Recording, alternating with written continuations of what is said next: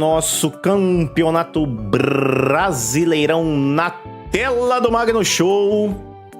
Passar aqui pelos jogos, não da 16ª rodada, porque deve ter jogo atrasado aqui, né? Vamos para a 25ª rodada do Campeonato Brasileiro, para falarmos de Cuiabá e Criciúma. Rapaz, eu assisti um pouquinho desse jogo. Criciúma fez 1-0. O Cuiabá virou um golaço do Clayson, golaço de falta. O Cuiabá tá em 19º, 21 pontos. O Cuiabá tem 2 jogos a menos, principalmente em relação aos seus adversários mais próximos, que são Corinthians e Vitória. Então eu ainda não coloco a pá de cal em cima do Cuiabá não, tá? O Cuiabá já viveu um campeonato brasileiro assim e já conseguiu se recuperar. Então, olho no Cuiabá. E o Criciúma perdeu uma excelente oportunidade de chegar a 31 pontos. Ficaria aqui na 11ª posição. E, cara, é aquilo. Você não pode perder da maneira que perdeu. Você pode perder, mas não pode perder da maneira que perdeu para um adversário direto. Então, o Criciúma acabou dando mole. O Criciúma que tem um jogo a menos, né? Ele pagou na última semana um jogo atrasado, se eu não me engano, ganhou do Bragantino, acho que de 1-0. O Criciúma tem 28 pontos, mas ainda está de butuca ligada. Botafogo e Fortaleza. Rapaz, a Lohane tá aí ainda? Tá, né? Não só está... A Lohane não só está, como meteu um... Não precisa falar do segundo jogo aí, obrigado. Ô, Lohane, vou ter que falar na cara, tá? Vou ter que falar na cara. Gente, o Fortaleza veio pro Rio de Janeiro pra empatar com o Botafogo. Ficou muito clara a estratégia do Vojvoda. Muito clara. O Fortaleza veio para segurar de todas as formas possíveis e impossíveis o Botafogo. O problema é que chegou uma hora que ficou impossível. Porque o Botafogo dentro do Nilton Santos, desde o ano passado, é praticamente imbatível. Podemos falar isso. Tirando ali aquela reta final que tropeçou, ainda perdeu o título mais fora de casa do que dentro do Nilton Santos. Mas teve também alguns tropeços dentro do Nilton Santos. Mas perdão, não foi de verdade. O Botafogo se mostrou e se mostra a cada ano muito forte dentro de casa. E aí o Fortaleza assumiu esse risco. Assumiu um risco de ser atacado full time pelo Botafogo, pelo excelente time do Botafogo, que, na minha opinião, é favorito tanto a Libertadores quanto ao Campeonato Brasileiro. Deixa eu ajeitar meu short aqui, porque ele começou a subir de um jeito que eu tenho coxas grossas, né? O problema de ter coxas grossas é exatamente isso. Ô, rapaz. Então, vamos lá. O Fortaleza, pensando no jogo a menos que tinha, queria levar um empate. Só que, cara, quando terminou o primeiro tempo, você via na expressão dos jogadores do Fortaleza que eles já estavam extenuados. Eles já estavam exaustos. Porque você correr atrás do adversário, lá ele, meu povo! Você correr sem a bola o tempo inteiro, marcando, e o Fortaleza fez isso, o Fortaleza praticamente passou o jogo inteiro no campo de defesa, cansa muito. E o Botafogo, uma hora ou outra, estava nítido o que ia acontecer. O Botafogo, uma hora ou outra, ia se aproveitar de um mínimo vacilo, porque não tem como nenhum time de futebol, na estratégia que o Fortaleza se propôs, não tem como você segurar 90 minutos daquele jeito, gente. Não tem, é impossível. Fisicamente é impossível. Então acho que faltou um pouco de audácia, de ousadia mesmo ao Fortaleza Enfim, porque, como eu falei, eu acho que ele tava pensando nesse jogo a menos que tinha. E falando do lado do Botafogo, cara, o coletivo do Botafogo é muito forte. Se tem algo que chama a minha atenção do time do Botafogo, é o seguinte: é o poder de marcação, de ocupação de espaço do time inteiro, de todos os setores. Então, o Fortaleza, quando pegava a bola, ele rapidamente perdia, porque o Botafogo tem esse ímpeto de tentar recuperar a bola o quanto antes, seja no campo de ataque, seja no campo de defesa. E quando esse coletivo começou a dar mostras de que não ia conseguir furar a retranca do Fortaleza, veio o individual. E qual foi esse individual? O lançamento putaria, perdão a palavra, mas um lançamento pornográfico do Barbosa. E aí, quase que literalmente, né? Porque o Barbosa joga sem cueca. Nossa! É até desagradável você ficar olhando o Barbosa jogar naquela condição. Desagradável pra uns, desagradável pra outros. Mas eu, quando tô vendo um jogo de futebol, não é aquilo que eu quero ver. Mas eu acabo dando aquela manjada, né? Só se fala disso quando o Barbosa entra em campo. Nossa!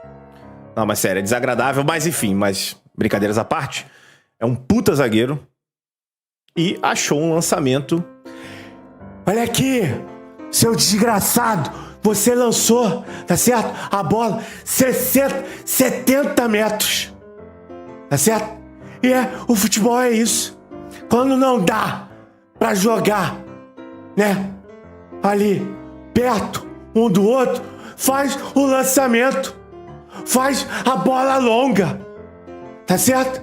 E aí o Barbosa, né, com aquele balangando, né, pra lá e pra cá, o jogador do Fortaleza não chegou perto, né, que não quer, né, aquela roçada, tá certo? O Barbosa faz um lançamento, né, e o Igor Jesus, que é bom jogador, né, matou no peito, fez 1-0, e aí acabou o jogo, tá certo? Valeu, galera. Sem vinheta, eu não entro. Sem like, eu não comento. E aí foi isso.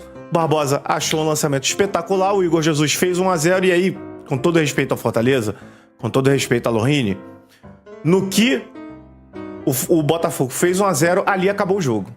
Porque, lembra que eu falei? O Botafogo, além de ter uma qualidade ofensiva muito boa, tem um sistema defensivo que engloba não só a zaga, mas todos os setores, para você justamente jogar na estratégia preferida do Botafogo, que é o contra-ataque. E aí, como é que o jogo foi terminado, encerrado, finalizado? Contra-ataque. Depois do erro de passe do Pedro Augusto, o Botafogo fechou a tampa do caixão. Rapaziada, o Grêmio...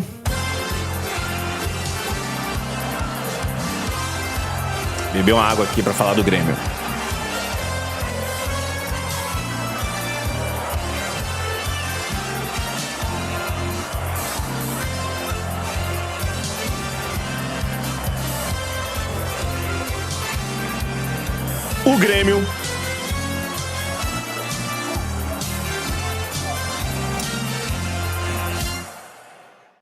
O Grêmio tomou uma virada inadmissível pro Atlético Mineiro. Na minha opinião. Mas estava com um jogador a menos e... Cara, esquece. Esquece. Você tinha um 2-0 debaixo do braço, construído com esse jogador a menos, jogando em casa. O empate do Atlético seria ali aceitável. Agora, você tomar a virada do jeito que tomou, ficou feio para Renato Portaluppi. É muito fácil você dar esse tipo de opinião sendo só um jornalista, sendo só um cornetinho da imprensa, entendeu? O futebol, ele não é só 11 jogadores. Ele tem muitos fatores que influenciam. O Grêmio voltou pra arena hoje. O Grêmio era o único clube que estava jogando fora de casa todos os jogos. E nosso torcedor veio, compareceu, mas não lotou a arena porque a capacidade foi só de 12 mil, entendeu? Então não vai ser uma derrota dessa, que é uma derrota dolorida, que é uma derrota bastante significativa, que vai tirar o foco do Grêmio, entendeu? Até porque o Grêmio vem fazendo, dentro do que pode, um bom ano, entendeu? Então nós vamos recuperar esses pontos perdidos e o Grêmio não vai cair. Quando eu tirei aquela foto com o Kahneman e com o Jeromel, a mensagem que eu passei pro torcedor é essa: o Grêmio não vai cair, entendeu? Pode ter certeza. Valeu, Renato Portaluppi. Então tá aí a minha pincelada de Grêmio e Atlético Mineiro. Então, só reforçando aqui, o Botafogo foi para a liderança, né? Tem um jogo a mais, Fortaleza pode voltar à liderança se vencer o Internacional. Se eu não me engano, é o Inter fora que o Fortaleza enfrenta. Mas hoje o líder é o Botafogo, 50 pontos. E o Fortaleza ficou ali na segunda colocação. O Grêmio caiu bem. O Grêmio agora tem 27 pontos, tem 2 jogos a menos. Mas o Fluminense já igualou aqui a pontuação que o Grêmio tem e o Fluminense tem um jogo a menos também. Então, enfim, eu acho que essa situação do Rio Grande do Sul afetou muito Grêmio e Inter. Afetou mesmo. É só você levar em consideração que o Grêmio já saiu das Copas. O Internacional também já foi eliminado nas Copas, né? Porque nessa retomada, Grêmio e Inter tiveram que jogar ali alguns jogos, tanto da Copa Libertadores como da Sul-Americana. Então, para mim, é inegável que existiu um impacto esportivo o tempo que esses dois times ficaram sem treinar. Mas coisas da vida, coisas do futebol, a vida seguiu, o futebol também seguiu, voltou. Que bom que o Grêmio agora pode jogar na Arena do Grêmio. Inclusive, é uma questão assim, muito debatida e criticada, né? Tudo isso que envolve a Arena do Grêmio, né? A Arena que é administrada por uma empresa. A Arena, ela não é propriamente administrada pelo clube. Tanto é que o Beira-Rio voltou bem antes e voltou com a capacidade normal, né? Digamos assim. E o Grêmio não. O Grêmio teve que jogar de manhã, porque eu acho que ainda tem problemas na questão elétrica, de iluminação da arena, então não pode ainda ter jogo à noite. E a capacidade bem reduzida, né? Só os anéis inferiores estavam liberados para a equipe do Grêmio. O Cruzeiro meteu 3-1 no Atlético Goianiense. O Atlético Goianiense que tá morto. O Dragão está chamuscado. Virou pó. E é praticamente impossível dizer que esse time do Atlético vai se salvar. Vi o jogo? Não vi o jogo. Não vi o jogo entre Cruzeiro e Atlético Goianiense. Vi que o Caio Jorge meteu um gol, né? Importante pra ele. Ele tava sendo bem criticado. O Cruzeiro vai brigar por uma vaga na Libertadores, tá aqui em quinto. Em algum momento até a torcida do Cruzeiro sonhou em disputar o título, mas eu acho que ainda falta esse degrau acima que o Pedrinho com certeza vai buscar no ano que vem, né? Então o Cruzeiro tem aí uma boa possibilidade de título na Sul-Americana. Cara, o Cruzeiro tem um bom time, cara. Olha a escalação do Cruzeiro. Cássio, William, lateral de seleção agora, Zé Ivaldo, que é bom zagueiro, João Marcelo e Marlon. Marlon Bunda. Ele mesmo. Nossa! Marlon Bunda. O Marlon Bunda pra quem não tá entendendo, é um lateral que passou pelo Fluminense, teve 2 passagens aqui pelo Fluminense e ganhou esse apelido por conta dos belos glúteos que ele possui.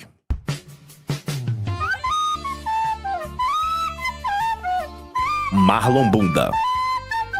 Sempre foi muito criticado pela torcida do Fluminense, com razão. Apresentava um futebol bem nota 6, mas se encontrou no Cruzeiro, é titular absoluto e tá jogando muito. Então, o Cruzeiro tem essa zaga, que é uma boa zaga. Wallace, né? É porque esse Japa aqui, que eu não conheço, confesso que eu não conheço, ele se machucou. Mas o Wallace, que é aquele volante que foi revelado pelo Grêmio, jogou na Itália aí durante um tempo, veio agora dessa onda de investimento que o Cruzeiro fez. Ele deu lugar ao Japa e o Japa se machucou feio. Aí entrou depois o Vitinho. Lucas Romero, que é bom jogador que é identificado com o Cruzeiro. Matheus Henrique, que também é bom jogador, volante, também revelado pelo Grêmio. Aí entrou o Vidalba. Matheus Pereira, um dos melhores jogadores em atividade do país, né? Pelo menos ali um top 10, você tem que colocar o Matheus Pereira.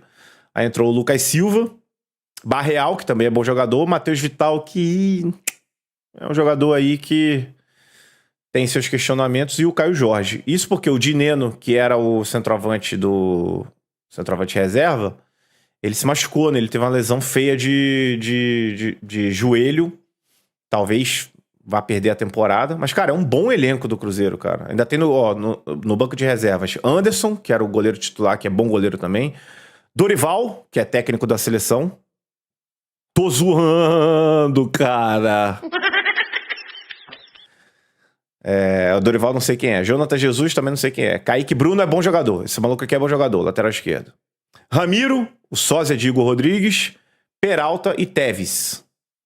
Carlitos Teves? Não sei. Mas é muita molecada aqui, né? O Cruzeiro também tá com alguns desfalques. Mas enfim, eu acho um bom time do Cruzeiro. Vamos falar agora para a alegria de Quert do Corinthians.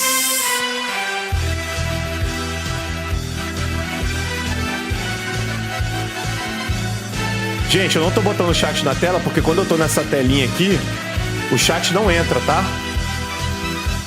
Depois eu posso ver como é que eu coloco. Mas, cara, que vitória do Corinthians, hein?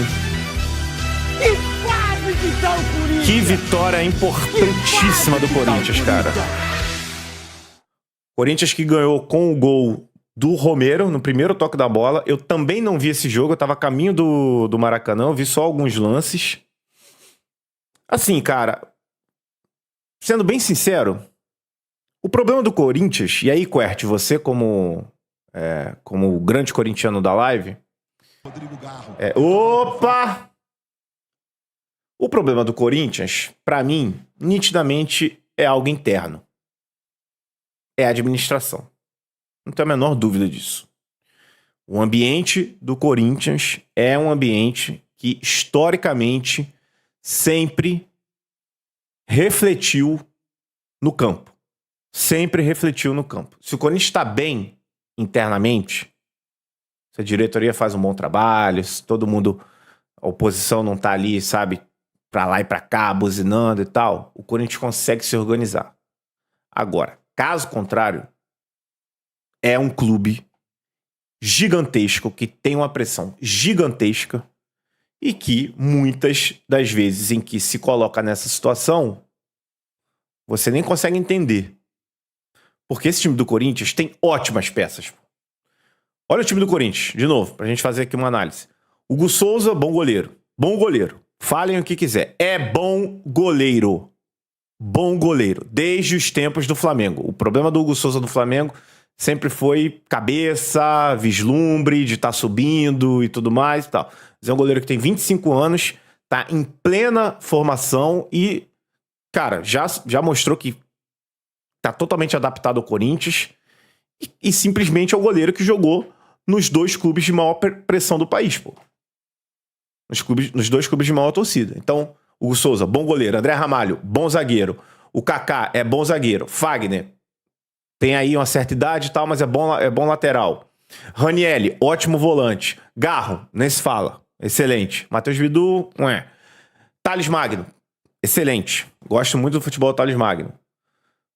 Tem um problema ali na posição de centroavante, né? Porque você tem Pedro Raul Nossa! e Yuri Alberto. Nossa! E agora trouxe o Héctor Hernandes e tava tentando o Arthur Cabral e tava tentando um outro jogador aí de fora. Então você tem aí esse problema de não ter o fazedor de gols, né? Nossa! Então não é time, cara. Sinceramente, não é time pra estar brigando. Mas pela situação que tá e pelo ambiente conturbado que vinha tendo, é possível que brigue até o final. A não ser que consiga uma arrancada. Porque o Ramon, quando chegou, ele conseguiu uma sequência aí de 3 ou 4 jogos. Colocou o Corinthians até ali na 13ª, 14ª posição e depois caiu de novo. Então, assim, eu acho que é um time que depois dessa vitória contra o Flamengo, né, que é um postulante ao título do Brasileirão, que é um clube que está nas 3 competições, né, um dos poucos clubes que estão, se eu não me engano é Flamengo, Atlético Mineiro, São Paulo, e tem também os clubes que estão, né, na Sul-Americana, né, mas aí eu tô levando em consideração a Libertadores. Então é uma vitória que, cara, o recado tá dado. O recado está dado. O Corinthians vai precisar desesperadamente, mais do que nunca, da Neoquímica Arena. Fazer os resultados dentro de casa. Isso vai dar uma confiança, uma moral para você começar a beliscar ponto fora de casa. Essa, para mim, tem que ser a tônica do Corinthians se ele quiser se salvar. E um Flamengo totalmente... que é a grande reclamação, né? Do Tite e dos torcedores e tudo mais, que é a parte física e a parte de desfalques, né? O Flamengo ontem, por exemplo, jogou sem o De La Cruz.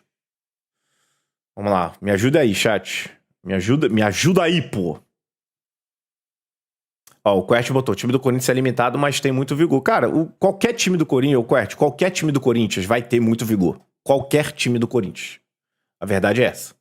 Por conta da pressão. O problema é que, às vezes, essa pressão, ela acaba tirando tudo em volta que um jogador de futebol precisa, que é confiança, que é serenidade, entendeu? Agora, vigor, eu acho que não é, cara, eu não acho que é só vigor que esse time do Corinthians tem, não. Eu acho que tem boas peças técnicas ali. Entendeu? Agora, o Flamengo jogou. Quais são os desfalques do Flamengo aqui? É o Vinha, né? Mas o Vinha não era titular. O De La Cruz, que faz uma falta absurda.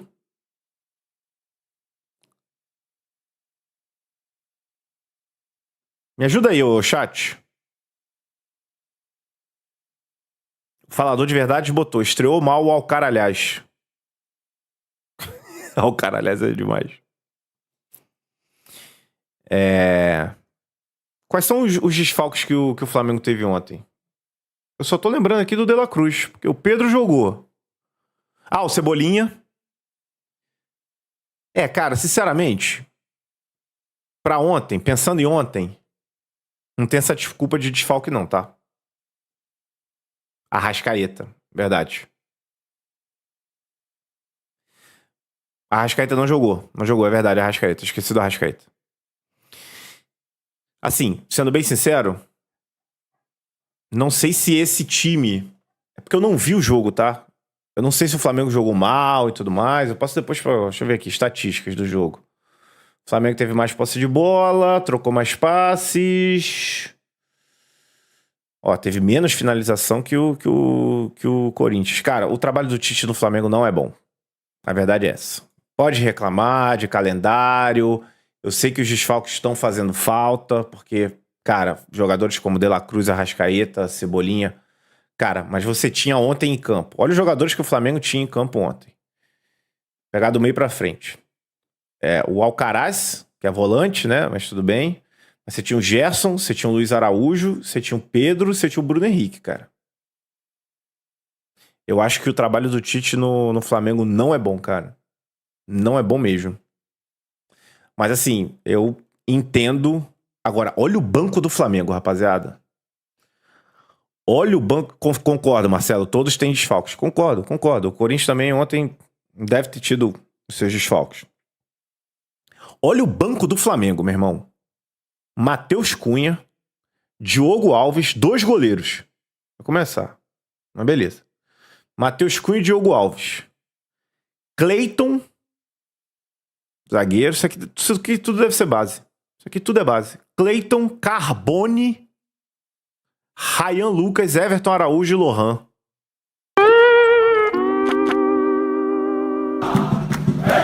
Não, que isso? Aí também não, pô. Não, calma. Não, aí também não, pô. Não. Aí também não. O professor tá colocando aqui, Gabigol também tava fora, Magno. Mas, cara, o Gabigol hoje, sinceramente, fora do time do Flamengo, é reforço. Nossa!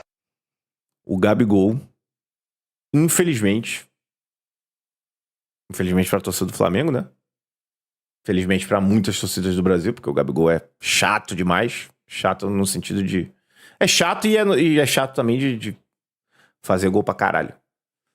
Enfim, ó. O trabalho do Tite não é bom. O Tite vai ter que ser campeão. Ó, eu confesso que no começo do ano, sem imaginar o nível de investimento que o Botafogo fez, sem imaginar, eu não imaginaria que o nível de investimento chegaria a mais de 300 milhões, né? Até porque o Textor, ele precisa dar um título pro Botafogo. Isso é contrato. Se o Textor, num determinado período de tempo, não entregar um resultado esportivo satisfatório, o clube pode voltar a ser associativo, pode sair das mãos do Textor. É só isso que explica o investimento? Não. Explica também o Textor ser um completamente apaixonado pelo Botafogo, por tudo que ele vive aqui no Brasil. E ele não encontra isso em outras equipes. Mas sem imaginar esse nível de investimento, eu achava que o Flamengo ia ser campeão de tudo. Conversei com algumas pessoas, porque você olhava o elenco do Flamengo e via que o Tite estava lá. Se o Flamengo terminar sem títulos esse ano, o Tite não fica no Flamengo pro ano que vem. Essa é a minha opinião. Vamos falar agora de mais um jogo. Vitória e Vasco, 1-0. Não vi esse jogo, não vi nada desse jogo, tá? Vamos falar do Vasco. Vou ser sucinto, tá? A partir de agora. Vou ser sucinto. E vou analisar o Vasco na voz do Juninho Pernambucano. Beleza? Pra trazer um pouco de humor. Boa noite a todos. Eu achei importantíssima essa vitória do Vasco. Uma vitória fora de casa. Uma vitória que coloca o Vasco na briga pela Libertadores. O Vasco é um time que tem uma dimensão que as pessoas não têm ideia. O Vasco é um time que é globalmente conhecido. Eu joguei na França durante 8 anos. Eu joguei 8 campeonatos franceses, ganhei 10. As pessoas, elas falam do Vasco. As pessoas têm que ter noção de que o Vasco não é um time, não é um clube para brigar sempre contra o rebaixamento. A posição que o Vasco está, o 8º lugar, não é nem a posição que o Vasco deveria estar. O Vasco deveria estar nas cabeças. O Vasco é um clube que tem que voltar a figurar entre os grandes do futebol nacional. O Vasco foi vendido para uma empresa americana que simplesmente saqueou o Vasco. O Pedrinho, que é meu amigo, o Pedrinho fez certo de tomar de volta o Vasco e em breve eu comprarei o Vasco. Se você me mandar um superchat aqui agora no Magno Show, eu vou comprar o Vasco.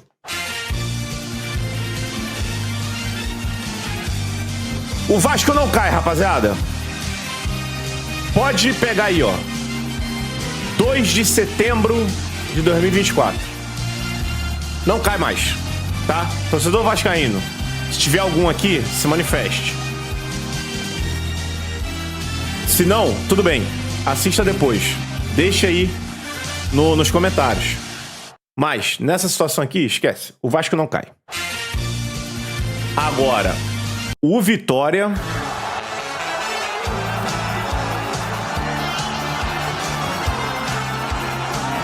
o Vitória foi de base.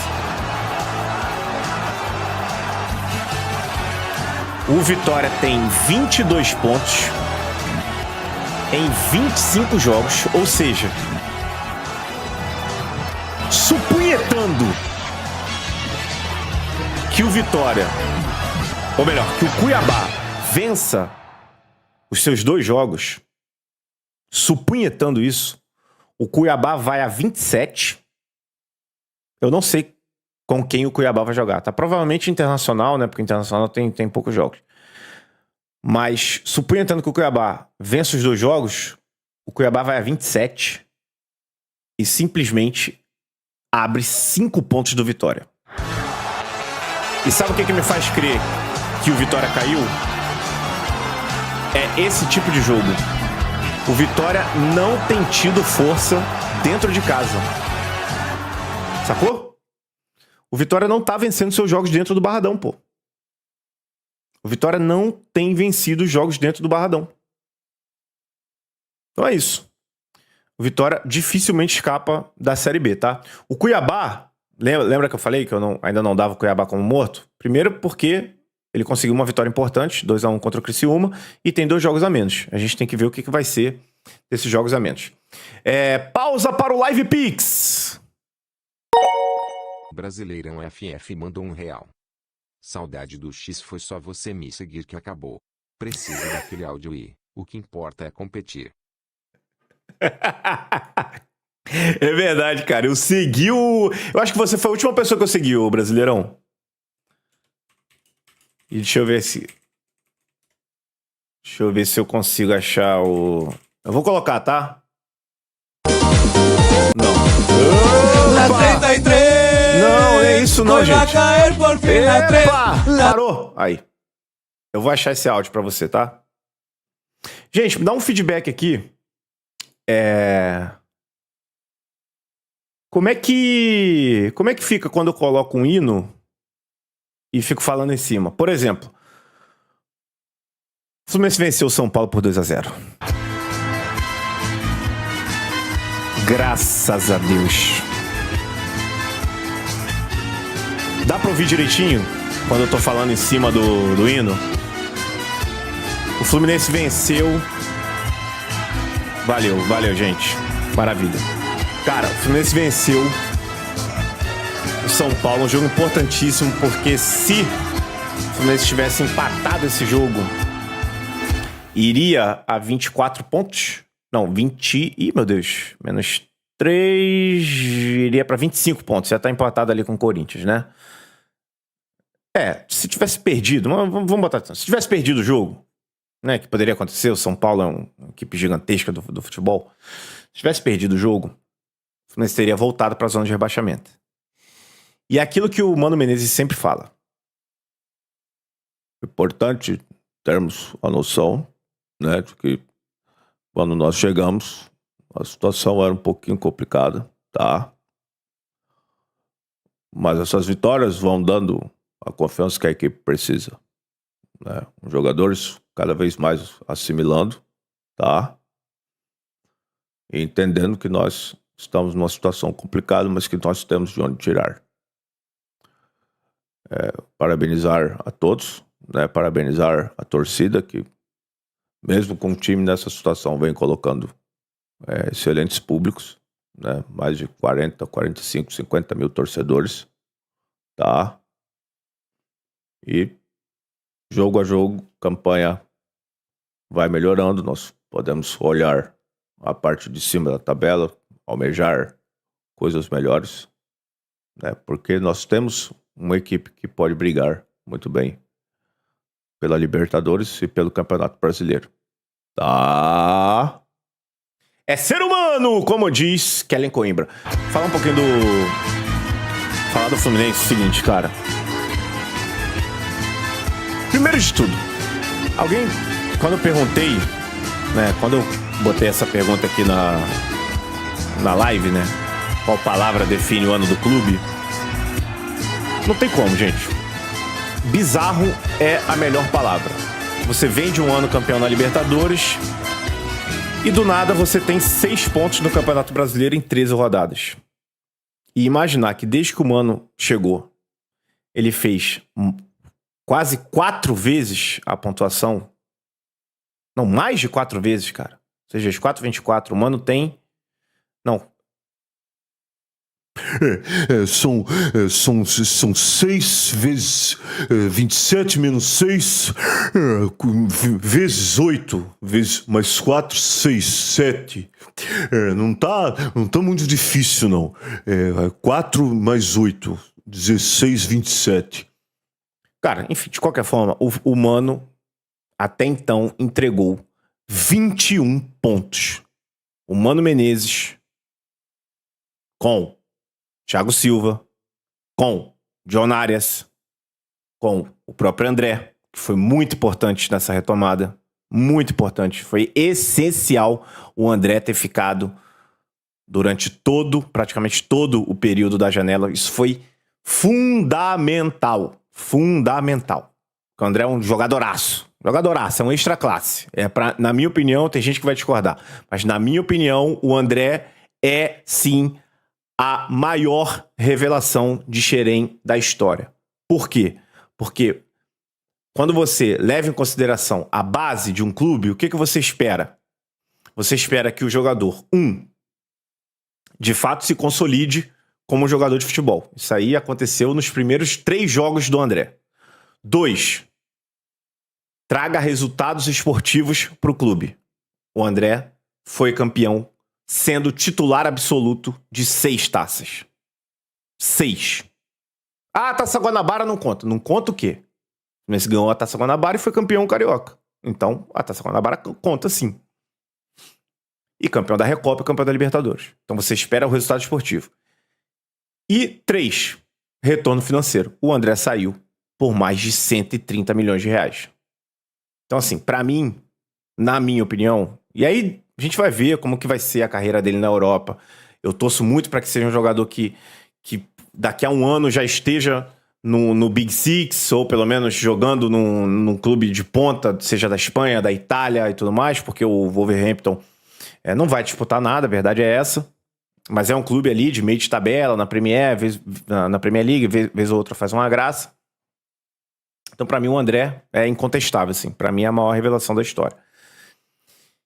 Então, todos esses fatores fizeram com que o Fluminense tenha 27 pontos. E o que é mais doido de pensar nesse momento do campeonato do Fluminense é que, cara, a projeção, a perspectiva do torcedor é olhar pra cima, cara. É olhar aqui em que rodada a gente vai conseguir ultrapassar o Grêmio, ou se a gente vai conseguir chegar aqui no Bragantino, entendeu? Porque o Fluminense tá a 3 pontos do Bragantino.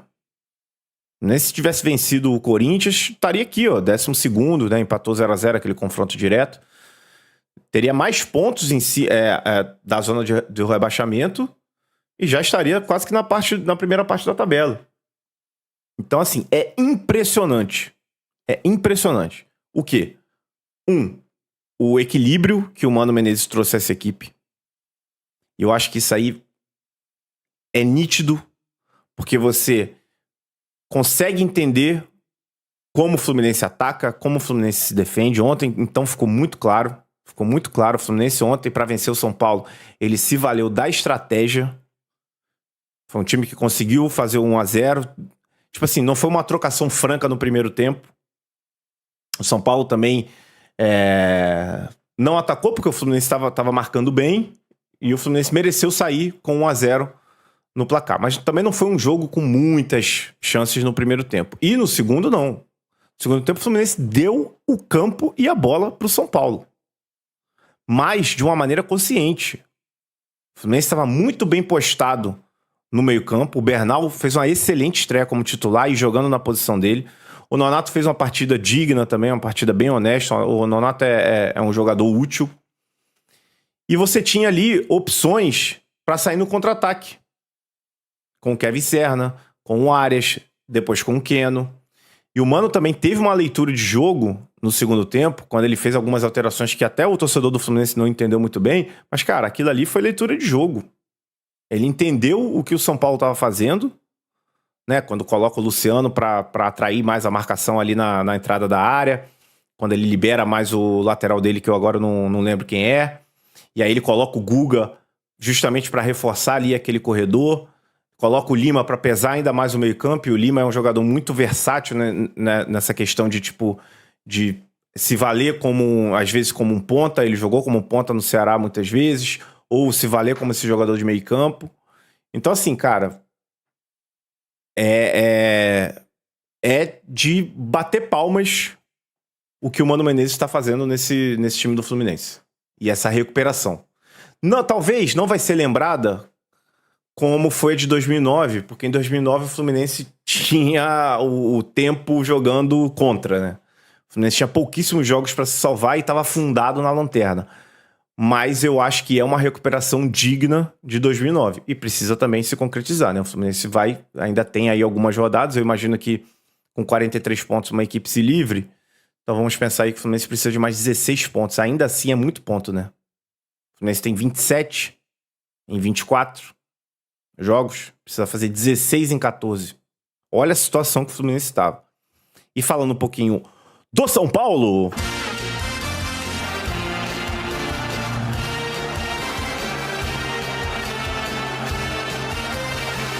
Gente, seguinte. Se o São Paulo jogar o que jogou ontem, o Botafogo vai passar o carro. O Botafogo vai passar o carro. Tá? Mas eu vou levantar aqui uma questão com vocês. Daqui a pouquinho eu vou pro chat, tá? Eu vou levantar uma questão aqui com vocês, que é, não sei se tem torcedor do São Paulo aqui na live. Se tiver também, seja muito bem-vindo, se manifeste aí no chat. Eu acho que chegou um momento da temporada que o São Paulo claramente já tá pensando nas Copas. O São Paulo é o 6º colocado com 41 pontos. Ou seja, o São Paulo no Campeonato Brasileiro está completamente confortável. E o São Paulo não vai emendar uma sequência de derrotas, porque o São Paulo é muito forte no Morumbi, né? Se você pegar aqui o próximo jogo do São Paulo, você tem Cruzeiro fora, depois você tem o Inter em casa. Pô, esse jogo aqui muito provavelmente vai ganhar. Mas enfim, o que eu tô querendo dizer é, o São Paulo está claramente pensando nas Copas. Porque quando chega nesse momento da temporada, que o time tá muito confortável no Brasileiro e tem as Copas pra jogar, cara, o jogador, ele vai entrar em campo pensando nisso. Ele vai. Porque assim, o Fluminense tem a Libertadores pra jogar, mas tem uma situação desesperadora no Campeonato Brasileiro. Então o Fluminense não pode largar o Brasileiro de jeito nenhum. Muito pelo contrário, né? Antes do Fluminense e Grêmio, tinha gente falando, o ideal é que se o Fluminense for eliminado pro Grêmio é até melhor, porque aí foca mais no Brasileiro e tal. Esse mesmo discurso quando o Fluminense foi eliminado pelo Juventude. Então, pro Fluminense, o Campeonato Brasileiro, cada jogo é a final da Libertadores. Todo jogo pro Fluminense no Campeonato Brasileiro é 4 de novembro de 2023. E aí vai, né, com a confiança que for adquirindo dentro do Brasileirão, e tudo isso que eu falei, essa questão de sistema de jogo, um Thiago Silva que, porra, é monstro demais, John Arias, absurdo, sabe? O Fluminense tem time. Não só pra sair dessa situação, como pra brigar pelo bicampeonato da Libertadores. Né? Estamos falando do único clube que se repetiu nas quartas. Ano passado você tinha 8 clubes, esse ano você tem 8 clubes, obviamente, mas 7 completamente diferentes. E só o Fluminense tá nas quartas de final de novo, em totais condições de passar do Atlético Mineiro, né? Porque é um duelo ali 50-50. E o Fluminense viveu isso ano passado. Quando se classificou ali nas oitavas e vendo que a posição no Campeonato Brasileiro já era bem cômoda, não ia brigar por rebaixamento, nem nada disso, era muito forte no Maracanã, o Fluminense era isso, cara. O Campeonato Brasileiro do Fluminense ano passado foi ganhar no Maracanã e perder fora. Chegou um momento que era só isso. O torcedor do Fluminense já sabia. O Fluminense ia jogar fora pelo Brasileirão, ia perder, ia jogar dentro do Maracanã e ia ganhar e acabou. E aí fez, sei lá, seus 50 e poucos pontos no Maracanã. Então o jogador, ele já tá pensando que, porra, se eu jogar essa partida aqui, que vai me dar 3 pontos a mais no Brasileiro, beleza, São Paulo vai sair de 6º pra 5º. Se eu jogar isso aqui como se fosse o meu último prato de comida, meu irmão, eu posso estourar e perder o jogo de Copa que eu tenho. Então, o que eu senti do São Paulo ontem foi isso. Faltou um pouco de intensidade, porque talvez os jogadores e a comissão técnica e tudo mais já tenham um pouco desse entendimento. Claro, vem uma data FIFA aí e tal, mas, cara, você não, nesse momento você não pode arriscar nada. Não pode arriscar nada. Se você tá pensando em Copa, você não pode arriscar nada. Nada. No ano passado, o Diniz... do ano passado, eu apanhei muito da torcida do Fluminense, porque eu coloquei o time titular pra jogar alguns jogos. E eu sabia que eu tinha a Libertadores pela frente. O que o torcedor precisa entender é que o jogador ele tem que jogar. Ele quer jogar e comigo o jogador vai jogar. Mas quando o Arias se machucou no Engenhão contra o Vasco, o torcedor só faltou ir da porta da minha casa, pichar o muro, quebrar a janela, roubar as coisas da minha geladeira. Só faltou isso o torcedor fazer. Então, comigo o jogador joga. Mas isso aconteceu. O Arias teve uma leve torção num jogo contra o Vasco. E aí todo mundo já ficou, meu Deus, meu Deus, meu Deus, meu Deus, meu Deus, meu Deus, meu Deus. Porque já tínhamos um jogo de Libertadores. E faltava o quê? 2 semanas, 3 semanas e tal. Então, cara, nesse momento da temporada, eu acho que São Paulo é isso. Bragantino e Bahia. Rapaz, o Bahia... Bahia perdeu no último minuto. Resultado ruim pro Fluminense, né? Porque o Bragantino já começava a figurar ali entre os times que iam brigar. O Bragantino foi pra 30. O Bahia tá em 7º com 39. Eu acho que dependendo aí de como o Bahia pode ser, existem grandes chances de ser eliminado da Copa do Brasil. O Bahia vai brigar por Libertadores, o Bahia tem um bom time, mas eu acho que assim como o Cruzeiro, toda essa questão que envolve aí investimento ainda não colocou o Bahia numa posição de brigar pelo título brasileiro, né? Como no começo do campeonato, o Bahia estava ali figurando em 2º, 3º, acho que chegou a liderar, se eu não me engano. O Bahia... Tchau, Lohine, beijo. Gente, eu não tô olhando o chat, então se quem quiser aqui chamar minha atenção, joga um superchat na tela ou vem no Live Pix. Aqui. Acertei? Acertei agora, né? Live Pix aqui, ó, gente. Dá uma moral aqui no Live Pix. Ah, não, tá aqui embaixo. Então, enfim, o Bahia, acho que a briga é tentar um milagre no Maracanã, reverter esse 1-0 aí que tomou do Flamengo. Mas vai brigar por Libertadores, porque muito provavelmente esse G6 aqui vai virar G7, vai virar G8. Muito provavelmente. E o Quert botou aqui, Bahia ainda tá pagando a dívida. Pois é, cara, é o primeiro ano da SAF do Bahia ou é o segundo? É o segundo, né? É o segundo ano, né? Da SAF do Bahia. Acho que é isso. Kelly Coimbra falando, vamos brigar pela Sula. Qual Sula? Sula Miranda? Nossa! Atlético Paranaense e Palmeiras. O Palmeiras... Gente, o Palmeiras vem pra brigar pelo título brasileiro de novo, tá? Esquece. Essas quedas aí na Copa deixaram isso bem claro. O Atlético Paranaense precisa abrir o olho. Já tem não, né? Tem 29 pontos. Tem 2 jogos a menos, né? Um deles contra o Fluminense no Maracanã.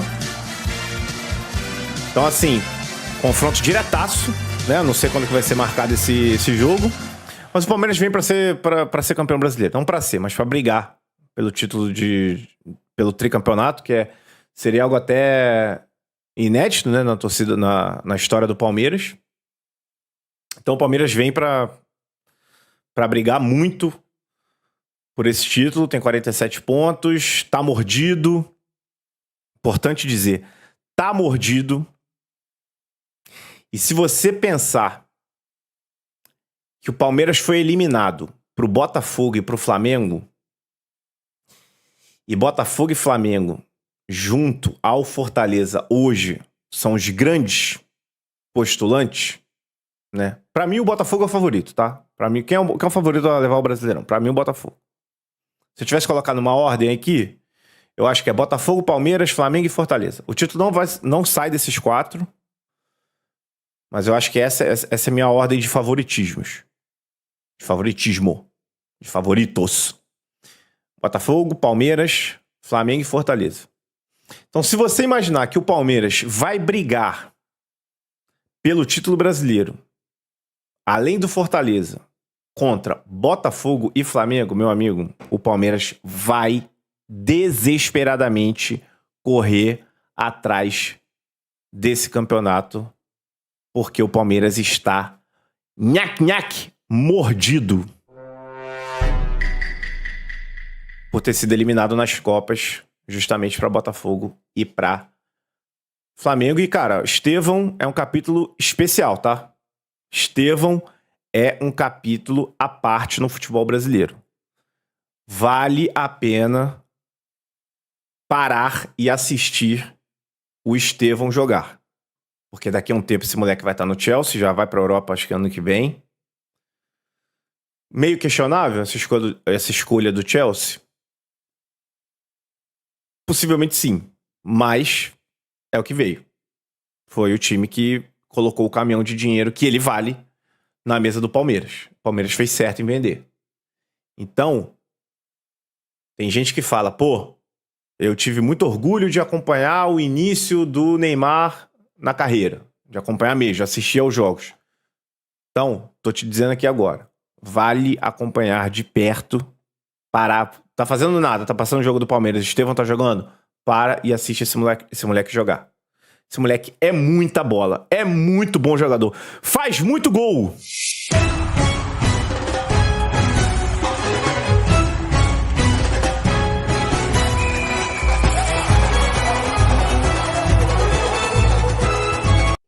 Estevão é bom de bola. E pra finalizar, Roger Machado se vingou do Juventude. Meteu 3-1. O Inter meteu 3-1 no Juventude, no Jacone. O Juventude que foi a grande pedra no sapato do Internacional esse ano. Eliminou no Gauchão, eliminou na Copa do Brasil. Teve provocação da torcida. Eu não sei imitar o Roger Machado. Pra quem tá aí se perguntando... Falando, não vai imitar? Eu já imitei, já fiz algumas imitações aqui, né? Mas, cara, campeonato do Inter, provavelmente meio de tabela, e o Juventude vai ter que ficar a mesma situação do Criciúma, cara. Tem uma pontuação boa, mas precisa logo voltar a pontuar. E são dois clubes que fazem valer o mando de campo, né? Então, o Internacional vencendo a Juventude. E assim nós terminamos a análise da rodada. Com a vitória do Juventude, ou melhor, do Internacional sobre o Juventude fora de casa.